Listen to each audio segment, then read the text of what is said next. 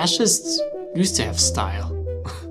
Like, we have gone from this to whatever the fuck that is.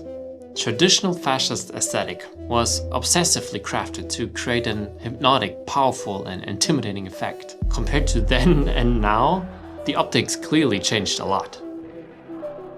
What happened? A few important disclaimers before we take a deep dive into the visual world of fascism.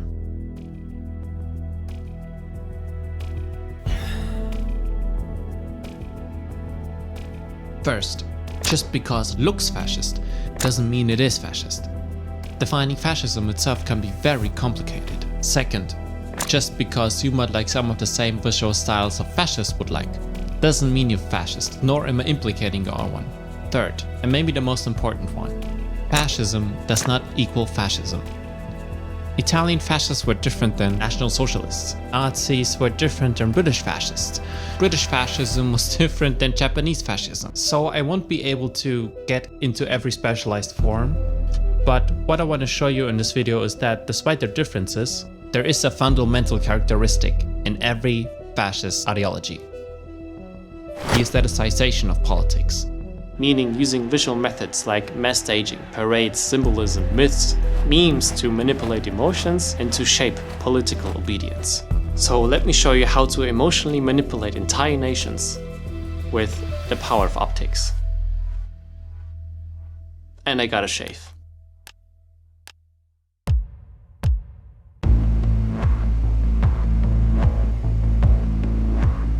To truly understand the new aesthetics of fascism, we first need to examine its traditional aesthetics. Only by doing so we can recognize the parallels and especially the lost aura fascism once had. That's why this topic will be divided into two videos: the aesthetics of fascism and the new aesthetics of fascism. I'll upload both videos within a short time frame. It's just a monumental project for just one person with a full-time job, so I simply need more time.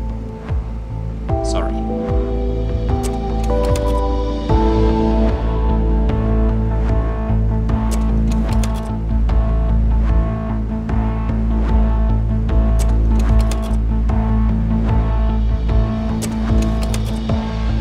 Violence, speed, momentum. Nope, I'm not talking about emotionally unstable 40-year-old gamers, but the artistic movement that glorified the first fascists in Italy. This is futurism. We wish to glorify war, the only true hygiene of the world. Militarism, patriotism, the destructive gesture of anarchists. The beautiful ideas worth dying for, and scorn for women. Filippo Tommaso Marinetti, from his manifesto in 1909, the founder of the futurist movement. Distruggeremo musei, biblioteche, accademie di ogni tipo, combatteremo il moralismo, il femminismo, ogni forma opportunistica di vigliaccheria. Thematically, futurists advocated for relentless societal and technological progress, machinery, industrialization, militarism, and science. Rejection of the past. What makes futurists unique though is its combination with romanticizing war, domination, hypermasculinity, youth, virility, violence, and misogyny. An imagined techno-utopia, led by strong men. Sound familiar? War is beautiful because it initiates the dreamt of metallization of the human body. War is beautiful because it combines the gunfire, the cannonades, the ceasefire, the sense, and the stench of putrefaction into a symphony.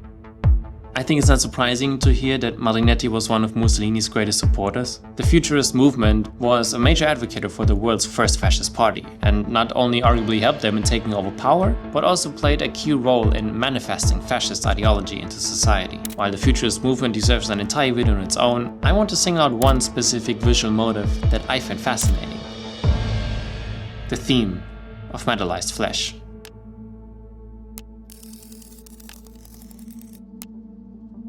Dehumanizing people and turning them into tools to serve the state or a leader is a fundamental goal of fascist aesthetics. But how do you sell that? How do you convince people to give up their freedom, their autonomy? By glorifying it.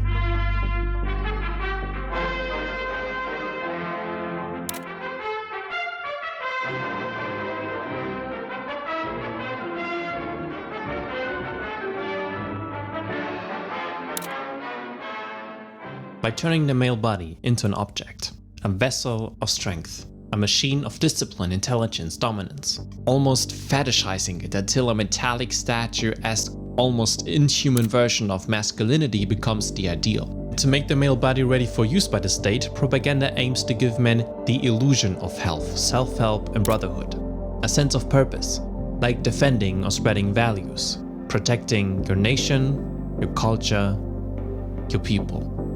The state is meant to give men the illusion of being respected as individual persons, even though we all know the individual doesn't matter to them at all.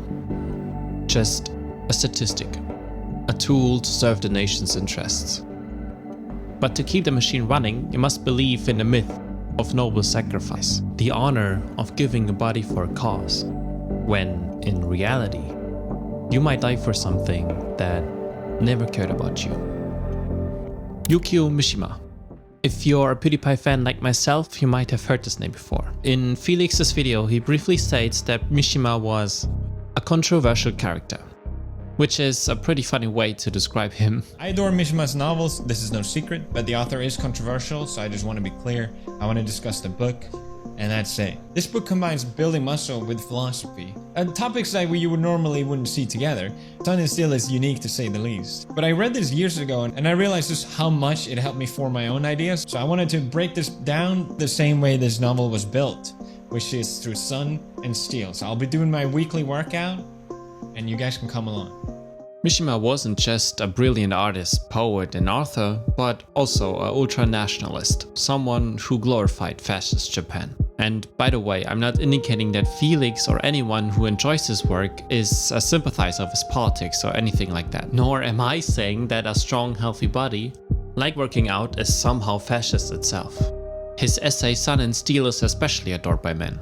In his book, he writes about the artistic and spiritual meaning of his own body.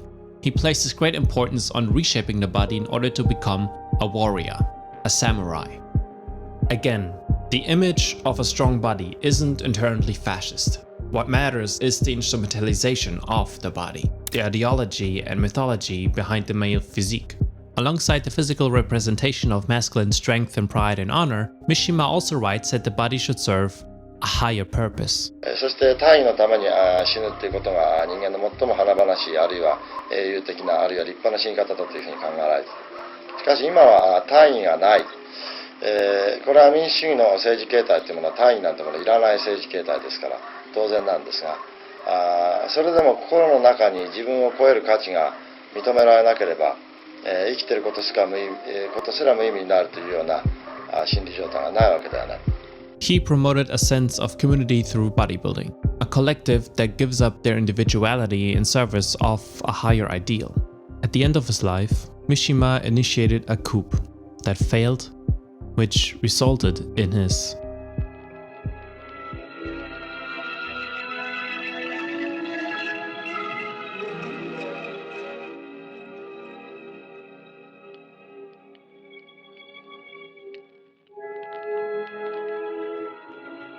In fascist movements, young boys are often drawn in through masqueraded sports clubs. The idea is to build brotherhood through sports, which is then gradually tied to political ideology. The goal is to form a team of young men who are conditioned to embrace aggression and a readiness for violence. You know, just boys being boys. This method still exists today, which is why gym culture in parts has become infected with far-right ideology. A pipeline from fitness, self-help to the manosphere and ultimately to far-right radicalism is not uncommon. But more on that on my next video. The fuck does Andrew Tate have to do with fascism? If you want to know more about the ideology of the manosphere, feel free to watch my video up here.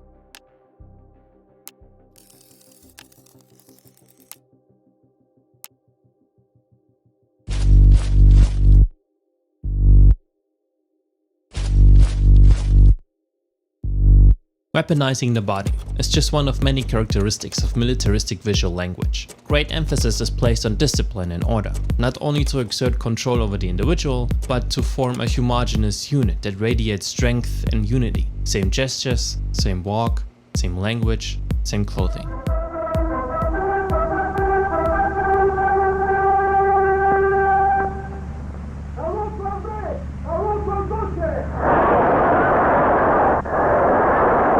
obsession with order and tradition is even reflected in fascist architecture and art. Symmetric architecture designed to inflate the masculine ego, monumental and grandiose, and favoring nostalgic classicism kitsch over risky, challenging modernism. It's built to convey the state's power, stability, glory, and control, belittling the individual. Fascists prefer art that's safe and unchallenging, adoring traditional realism and classicist kitsch art style. Pretty to watch, but empty in meaning. No one captured this image of power and discipline better than Nazi filmmaker Leni Riefenstahl in their propaganda films. Her visuals are breathtaking, intimidating, hypnotic, and triumphant. An extremely talented war propagandist who proves once again why the term shooting images is no coincidence.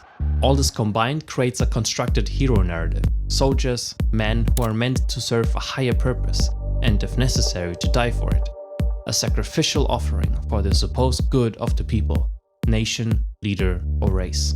And if you have been bombarded with these images, combined with certain narratives, it's not far-fetched to see why you might want to serve the nation to make a country great again, or to defend your people from foreign or domestic threats. In order to get fully de-individualized, an immense sense of pride must be indoctrinated. Pride that is tied to your gender, your national identity, and race. That pride was also meant to be reflected in their uniforms. Fascists in Italy and England used their black shirts, paramilitary groups, to intimidate the public. The black uniforms of the SS had the same effect. They made sure the uniforms would be remembered and associated with power and authority. In 1920s and 30s in Germany, it was especially effective re-establishing national pride. After the end of World War I, Germany plunged from one crisis into the next, and many felt ashamed to be German. Until someone came along who dared to say what we were all thinking. A strong male leader, meant to lead the masses into paradise. The time of blossoming will return. Finally being able to feel pride again. Finally allowed to be a man again. Finally no longer a victim. Finally an improvement in life. But that is only possible through total submission of the self. We all have to pull together to become stronger. Only through this strength can we show the enemies who's in charge. And that has to be signaled. Uniforms that show both our intimidating power and our strength and unity. That's how these emotionally charged uniforms almost become religious robes, meant to signal belief in the leader, our Lord, who will lead us into paradise. Remember, relentless societal, technological, and military progress. Anyone who stands in our way will be crushed.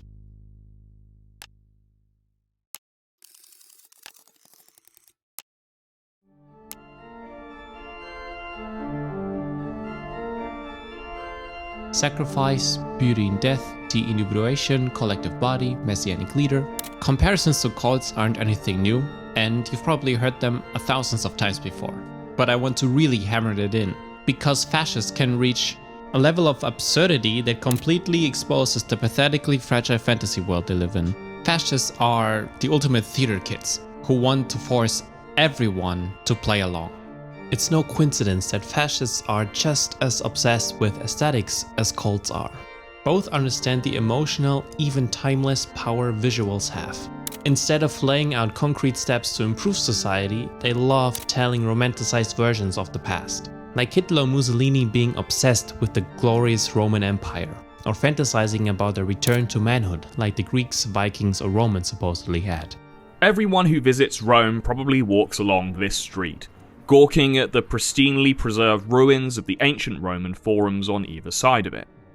But most will be unaware that Mussolini demanded its construction. Even less will know that the road was hastily built, necessitating the demolition of 40,000 square meters of densely populated city and the relocation of almost 5,000 residents. By the way, remember him? Marinetti, the founder of the futurist movement? Yeah, even he later said, yeah, no, fuck that bro, I'm out. This whole tradition good old days narrative is catchy and effective, as we all love to drown ourselves in nostalgic cliches, dreaming of better times when everything was better. An incredibly lazy ideology. Romanticizing the past alone isn't even enough for them.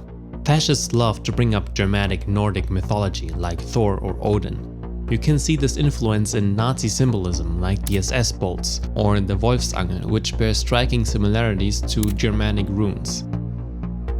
Ironically, they're not even based on real ancient runes, but on Neo-Germanic runes, the so-called Armanen runes, a pseudo-Germanic rune system created by Austrian esoteric occultist anti-Semitic weirdo Guido von List.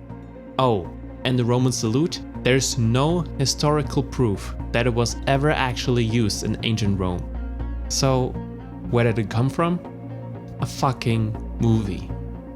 A 1914 silent film called Experia. The salute was a theatrical invention. It's fiction. So the Nazis staged themselves as protectors of pure ancient culture, but in reality used esoteric fake kitsch and symbolism that was neither authentic nor original. And that's a common theme in far-right aesthetics. Appropriating existing visual language and perverting it. Drifting off into Fantasyland serves one clear purpose: to manufacture the illusion of a deep ancient foundation for their ideology. Mythologizing one's own nationality and race creates an identity image that needs to be reclaimed. It doesn't just create a longing for the past, but also a fear of losing one's collective identity or culture.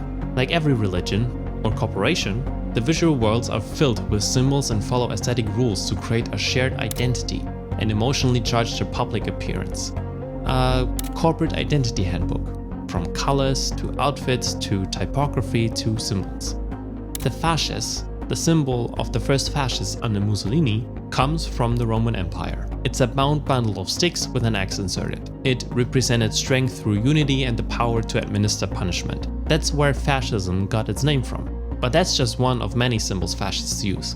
Rune-like symbols, as I mentioned before, but also skulls representing death or also not fearing death, swastikas representing luck, the sun or prosperity, eagles representing power and pride, iron crosses for bravery and patriotism, yoke and arrows for control, tradition and honor, swords, bolts, suns, triangles as classifications, and many, many, many more.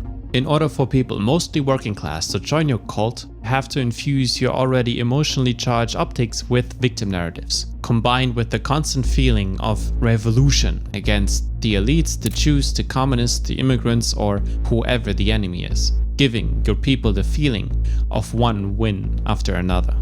And while we're at it, I have to address the elephant in the room. Collective working class, elites, bourgeoisie, revolution. That sounds oddly Marxist. After all, the Nazis called themselves National Socialists. Fascists always present themselves, always, as the freedom fighters of the working class. And that's on purpose. Far-right populists hand out megaphones to the people to give them the chance to express their frustrations towards the elites, which is also a method used in left-wing populism. But the intention is fundamentally different. Fascism attempts to organize the newly created proletarian masses without affecting the property structure, which the masses strive to eliminate. Fascism seeks to give them an expression while preserving property. It's a Trojan horse.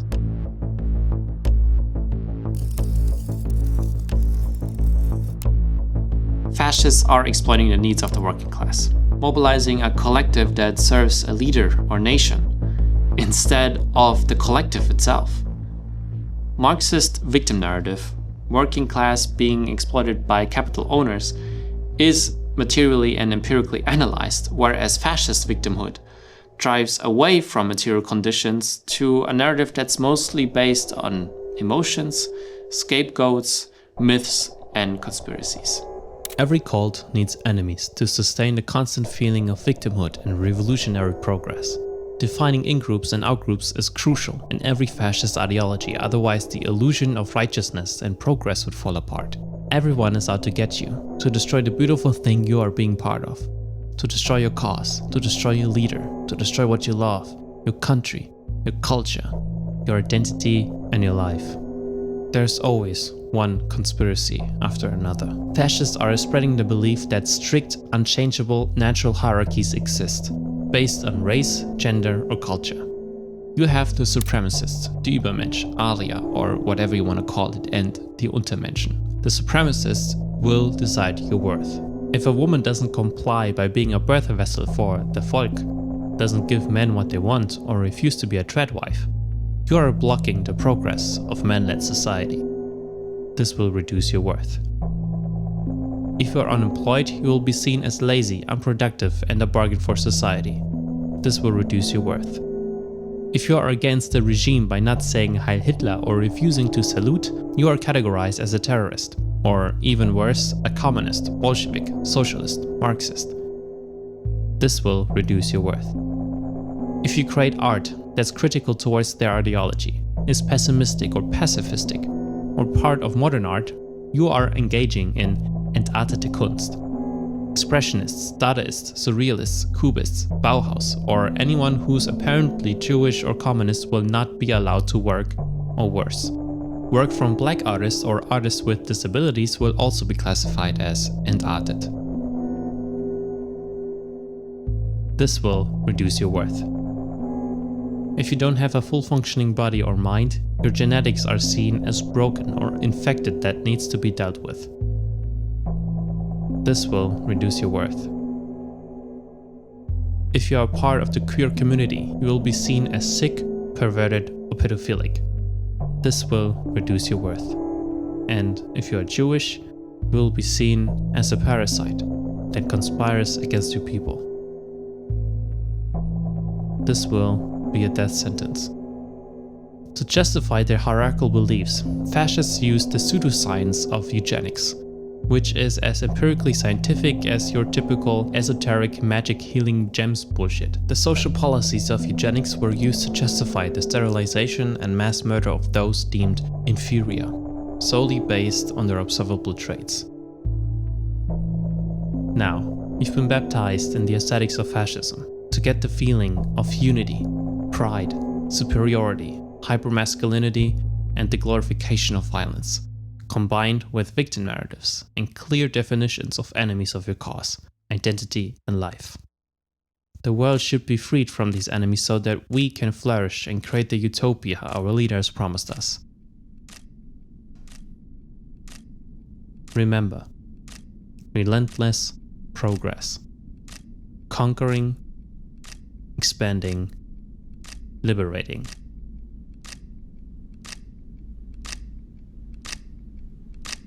War is beautiful.